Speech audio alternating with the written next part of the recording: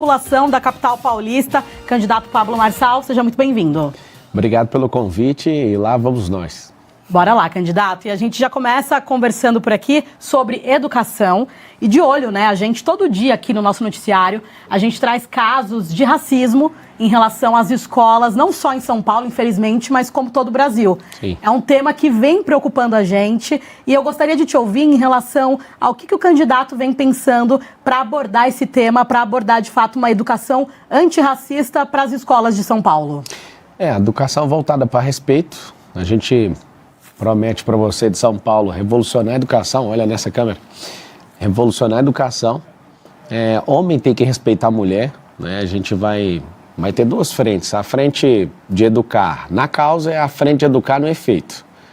Então, as empresas na cidade de São Paulo, com mais de 2 milhões de CNPJs, elas terão um braço de ensino subsidiado pela prefeitura, né, para treinar colaboradores, parentes de colaboradores e pessoas que moram próximas a essa empresa. Então, é inovação na gestão pública. No ensino básico, né, no ensino municipal, na escola municipal da cidade, nós vamos colocar treinamentos, né, que são extracurriculares, né, para essas crianças aprenderem inteligência emocional, educação financeira. A gente vai voltar a cantar o hino nacional na escola pelo menos uma vez por semana, que realmente está perturbador. Hoje estão distorcendo com linguagem neutra. Hoje a gente tem indícios, né, de erotização de infantil nas escolas. A gente tem partidarização ao invés de explicar política na escola. E podem contar comigo nisso, né? Um respeito absoluto à liberdade de expressão de cada um, à vida de cada um. Nós vamos fazer cumprir a lei, né, de fato, exercer o respeito dentro da escola pública. Candidato, até falando ainda sobre educação, o senhor deseja incluir no currículo escolar da rede municipal de ensino algumas novidades, de acordo com a demanda de mercado. Eu gostaria de entender que disciplinas são essas, que novidades são essas, se há algum estudo, algum embasamento científico para implementar isso para os adolescentes e também aí para as crianças. A gente vai transformar a escola de São Paulo numa escola olímpica. O que significa isso? Estuda num período, treina no outro. A criança e a adolescente vai escolher 3 esportes e aquele que ela tiver a maior vocação, ela vai seguir e em competições a gente vai financiar, né? Vai fazer investimentos no seu filho que seguir esse caminho. Qual que é a perspectiva? Até 2030, o governo nosso acaba em 2028. Aí você lembra do número 28 para você votar, senão você não vai ver uma educação diferente. A perspectiva é que 50% dos alunos tenham adesão a programas esportivos, porque o esporte molda caráter. Hoje tem 80 mil pessoas em situação de rua e você não acha esportista na situação de rua. Não tem. É raríssimo um caso desse. O que a gente precisa é porque a pessoa com esporte, ela fica em alto rendimento, ela se alimenta melhor, ela não entra em briga, ela aprende a lutar, que é diferente de brigar, né? Muda completamente o comportamento. O que vai mudar também são as tecnologias, ensinar tecnologia, porque tem uma previsão de nos próximos 15, 20 anos, 300 profissões tradicionais deixarem de existir e a gente tem que treinar as pessoas na nossa cidade para que elas não fiquem sem emprego no futuro. Sobre educação financeira, na Europa, mais de 70% dos europeus investem. Nos Estados Unidos, mais de 50%. No Brasil, vergonhosamente, 2,8%, ou seja, não temos 3% da população investindo. Aí você fala, mas o que é isso? De fato, a maior proposta do nosso governo é mudança de mentalidade. E você imagina, ensinando o seu filho a ter o próprio negócio. Mas ele não quer, não tem problema, mas ele pelo menos sabe. Ensinando o seu filho a investir, não, ele não quer, mas pelo menos ele sabe. Hoje o ensino público, a gente gasta 25 bilhões de reais na cidade e a maioria das crianças chegam no final ali, já não são mais crianças, mas no final da adolescência, quando terminam a carreira escolar, eles não sabem, 90%, não sabem fazer matemática básica. A gente tem um problema muito grave. Aqui no meu gesso, que eu estou recuperando o dedo aqui pela cadeirada que o Datena deu, tem um garoto lá do Morro Doce, ele foi escrever Morro Doce, ele tem 11 anos, e ele não soube escrever Morro Doce. Isso partiu meu coração. Eu estava ontem em Perus, aí o Isaac escreveu aqui, aí o Rian, eu falei para ele, escreve aqui Morro Doce. Ele escreveu MOURRO. Isso porque eu ditei depois do U. Ele foi escrever, ficou sem graça, e eu falei, poxa, mano, um garoto de 11 anos de idade não está conseguindo escrever. Mas, candidato, nessa sua proposta não deveria ter bem um programa de capacitação para os professores? Claro. Como é que um professor de matemática também vai ensinar educação financeira? Como é que vocês vão transportar isso para dentro do ambiente escolar? Então, no começo, a gente tem 2 milhões de empreendedores. Nós vamos trazer um trabalho voluntário desses empreendedores para eles ensinarem. Não tem como cobrar empreendedorismo se não está na grade, né? Muito bem a pergunta, muito boa. Então, naquilo que eles ainda não têm na grade deles, a gente vai fazer essa reciclagem, eles vão participar disso junto, nós vamos trazer gente para ensinar na rede pública. Eu tenho rede de escola privada, eu tenho uma vontade de fazer, eu faço isso nas escolas, né, de mandar executivos, de ir lá explicar sobre esses assuntos que são extra. Eu quero, até alguns governantes dos Estados Unidos fazem isso também, visitam bastante a escola. A escola é o lugar onde a gente está treinando o cidadão para o futuro. E, candidato, agora falando de um outro tema também, que a gente infelizmente traz todos os dias no nosso noticiário, que é em relação aos casos de feminicídio. Infelizmente, na capital paulista, nós tivemos um salto de casos de mais de 40%, e até juízas, especialistas no assunto, falando que também isso se deve por conta do enfraquecimento de políticas públicas em relação à violência contra a mulher, em relação ao combate dessas práticas. Na sua gestão, qual vai ser a estratégia a ser usada para combater de fato o feminicídio, para que as mulheres se sintam cada vez mais seguras?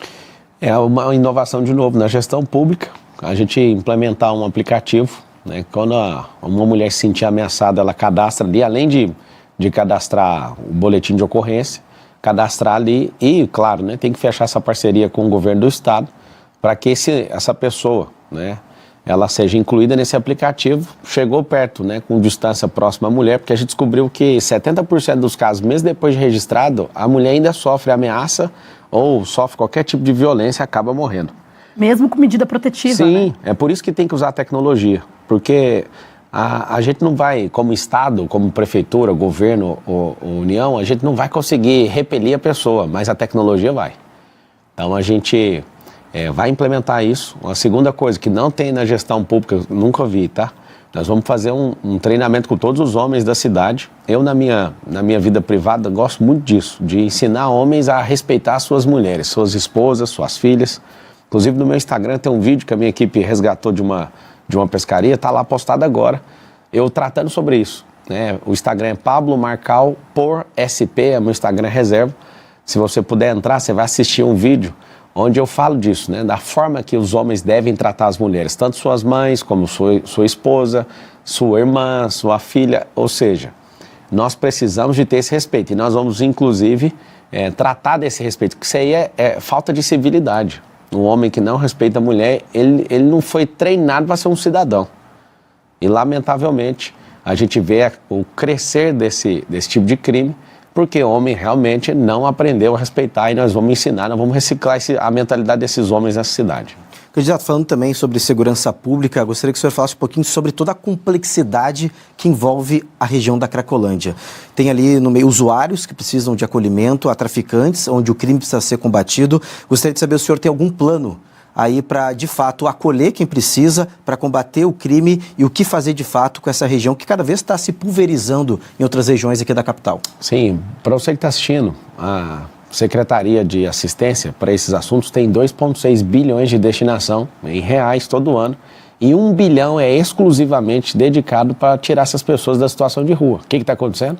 Cresceu 23% em relação a dezembro do ano passado.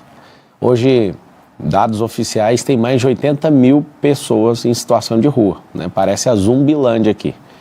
O que eles fizeram para amenizar? Saíram esparramando a Cracolândia. E um dos maiores problemas que tem na Cracolândia hoje é o álcool, é a Alcolândia. Tem abrigos, tem vagas nos abrigos, mas não tem disposição política. Aí eu quero saber qual que é o interesse, né, de alguém que não quer resolver o problema. Porque primeiro a situação é de rua, depois é de abrigo e depois é de emprego. Tem uma lei aqui em São Paulo que fala sobre destinar 30% da merenda escolar vindo de agricultura familiar. E hoje não é cumprido nem 5%. Qual que é a lógica? Os empregos que as pessoas conseguem entrar rapidamente sem qualificação ou com rápida qualificação é de bares e restaurantes, porque o maior empregador de pessoas que saíram da situação de rua são bares e restaurantes e agricultura familiar. Da gente, de fato, levar essas pessoas. E o que é o empecilho? Eu, inclusive, quiser ver no meu Instagram, entra aí no Instagram, Pablo Marcal por SP, eu tenho um momento que eu vou conversar com o morador de rua para levar ele para o abrigo. Até acabo orando com ele ali e dou toda a atenção. E eu falo para ele, né, por que você está na rua? Ele fala, né, que puxou 11 anos de cadeia por homicídio. E ele está lá destruído. Eu falei para ele assim, olha, eu te perdoo como sociedade, dá para recomeçar. E, cara, é bem emocionante, sabe, o vídeo, mexeu muito comigo. Só que aí o Sabará, que já tirou 3.500 pessoas da situação de rua e foi secretário da prefeitura e do governo do estado, ele tirou dando emprego. Ele falou que o método é o seguinte, chega com um cardápio, fala, ó, o que você gostaria de trabalhar? O que você gostaria de fazer? Primeiro tem que identificar o porquê que ele foi parar lá.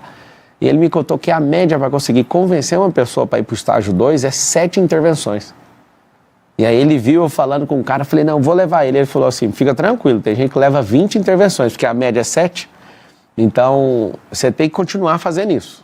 E aí que está o detalhe. Qual que é a diferencial do nosso governo, você votando no 28?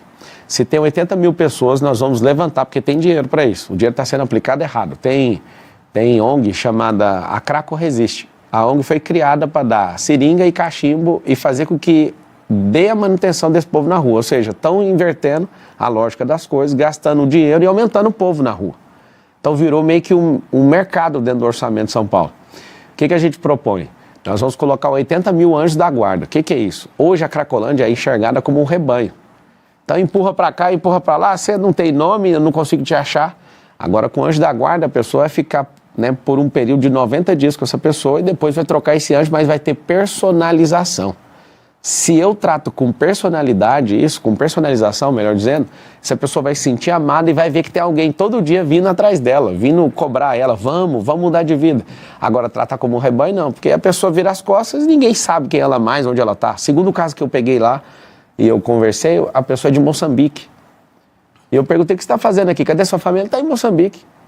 Mas eu perdi meu passaporte. Ou seja, se tiver um anjo da guarda ali, uma pessoa que vai ficar empenhada por 90 dias em cuidar, você acha que não dá para tirar o passaporte, conseguir fundos para mandar essa pessoa de volta? Não, mas esse anjo da guarda, ele vai ter que se cadastrar, passar por uma capacitação. Sim. Vai ser selecionado pela própria prefeitura. Sim, prefeitura. Como é que vai funcionar esse monitoramento? Pode usar as ONGs, tem muita ONG querendo ajudar. Hoje, o ideal é as doações e questão de comidas fica no abrigo. Só que aí as pessoas não estão querendo ir para o abrigo, aí fica tudo na rua, né? As pessoas jogadas numa situação. Eu não vou ficar acomodado nem um dia como prefeito dessa cidade. Eu proponho resolver isso dentro desse mandato. Tem como resolver. Não só Cracolândia, mas fila de exame, né? Que eu proponho fazer isso em 18 semanas. As filas de exame são 447 mil pessoas nessa fila. Eu falo para você que tem que ter disposição. Não pode ter companheirada, não pode ter loteamento de prefeitura. Eu chego até aqui sem gastar R$1 de dinheiro público, sem tempo de TV, e até agradeço o tempo aqui na TV, sem rádio, sem padrinho político, sem ter entregado nenhum cargo para ninguém. Não estou devendo nada a não ser para você, que é o povo. Por isso eu te peço, eleja o primeiro prefeito da história de São Paulo sem usar dinheiro público. Os 4 que estão na frente, os 5, excluindo a minha pessoa, estão gastando mais de 100 milhões de reais, ou seja, estão gastando o nosso dinheiro para ver se consegue fazer propaganda enganosa, para ver se toma seu voto, com tanto marqueteiro multimilionário no dia 6 de outubro. Vote no 28. E, candidato, falando um pouquinho mais ainda sobre segurança pública e até trazendo os dados recentes por aqui, um estudo mostrou que um carro é roubado ou furtado a cada 5 minutos na cidade de São Paulo. E o bairro do Tatuapé, na Zona Leste, está figurando ali a primeira posição e depois vem com um bairro da região sul, mas ainda tem mais 6 bairros da Zona Leste. Qual que é a estratégia para a gente diminuir esse número, para a gente trazer mais segurança de fato, olhando até para a questão da Zona Leste?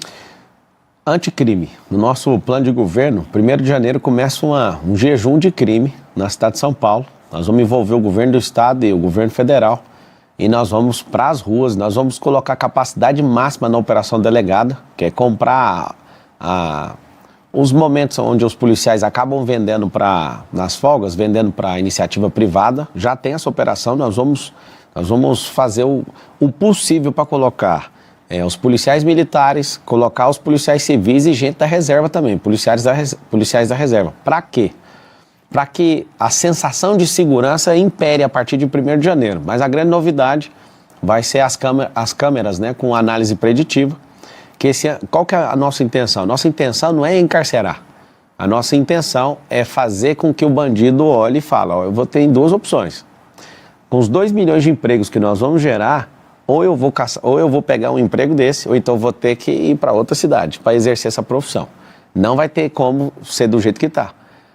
Como que é esse negócio das câmeras? Pra você ter uma noção, não adianta ter milhares de câmeras se elas não forem inteligentes. Se você tiver câmera inteligente, o que é uma câmera inteligente? Com análise preditiva e inteligência artificial, que já roda em vários lugares.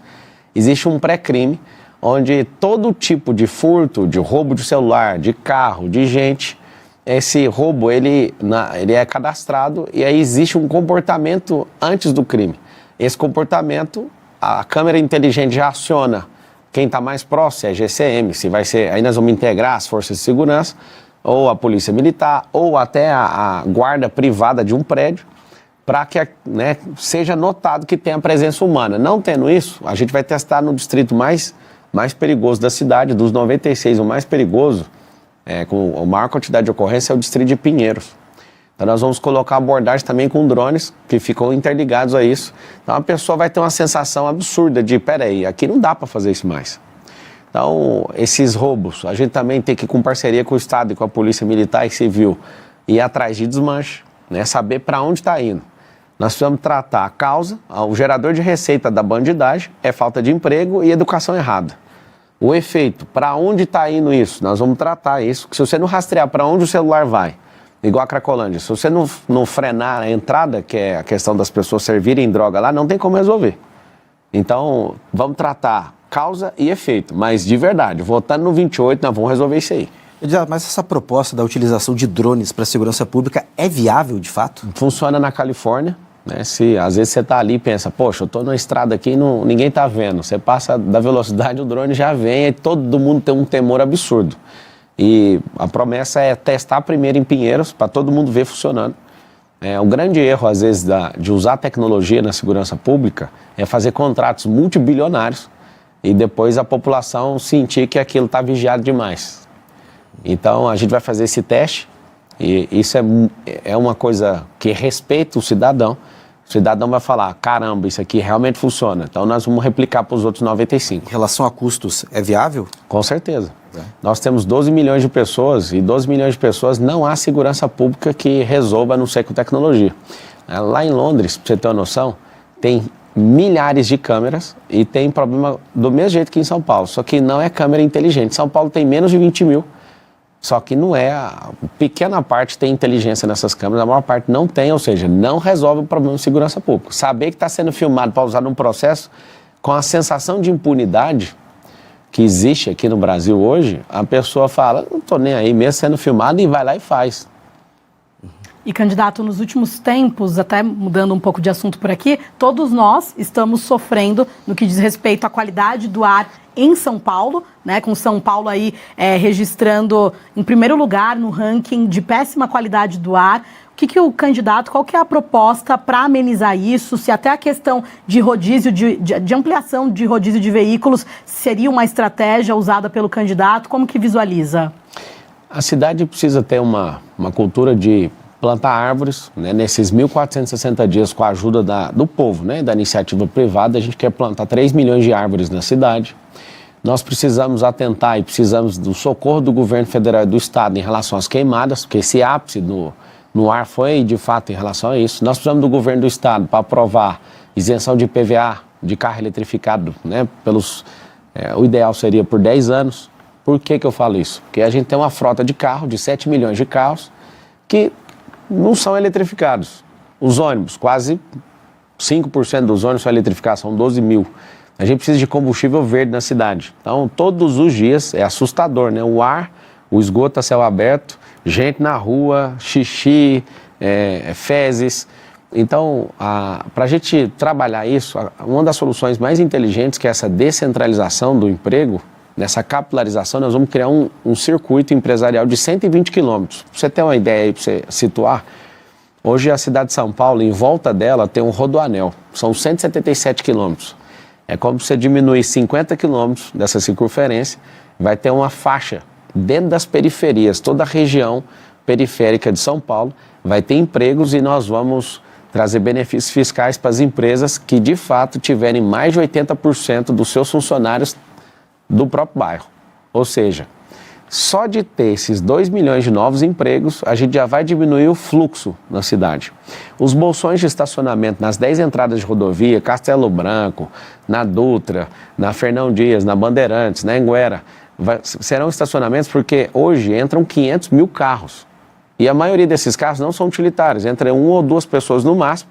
Essas pessoas vão parar nesses bolsões e dali vai sair transporte tanto por ônibus como por teleférico, num segundo momento, para que integre a rede de transporte. Isso vai ficar mais barato para a pessoa, menos estressante e vai melhorar a mobilidade. Vamos colocar faixa de via expressa controlada por tecnologia, que vai poder ir um pouco mais rápido à esquerda de quem tiver 2 ou mais pessoas dentro do carro, tem que ter, igual funciona muito bem na França e na Europa. Nós vamos colocar a questão que já funciona nos Estados Unidos, que é o giro de quadra com o sinal vermelho. Vamos ter que passar uma educação e uma conscientização em relação a isso, porque não ensinou na escola. O povo americano respeita muito o pare aqui. A gente nem sabe que tem pare na rua. Até desculpa te interromper, que a gente está com o tempo bem apertado. A sabatina acabou correndo bastante rápida, mas vou pegando um gancho na sua resposta para te perguntar sobre aquele projeto que o senhor chegou a falar sobre a construção de teleféricos nas periferias para melhorar a mobilidade urbana, né? Principalmente para quem mora nas extremidades da capital. Esse projeto ainda está de pé? Sim. Como é que o senhor vai viabilizar? Se há algum estudo ambiental, geográfico, de infraestrutura para que consiga aplicar esses 4 anos de governo? Sim, tem em Orlando, tem em Barcelona, tem em Medellín, tem em Bogotá, tem aqui no Brasil já tem em Balneário Camboriú. O do alemão não está funcionando lá por questão de gestão, ou seja, dependendo do terreno dá para usar. Os governantes não gostam desse tipo de transporte porque ele não tem placa para levar multa, né? Mas ele não para nas esquinas, ele é o transporte mais seguro do mundo. A gente que tem o trânsito mais violento do país, espere o transporte mais seguro do mundo, que é elevador na horizontal.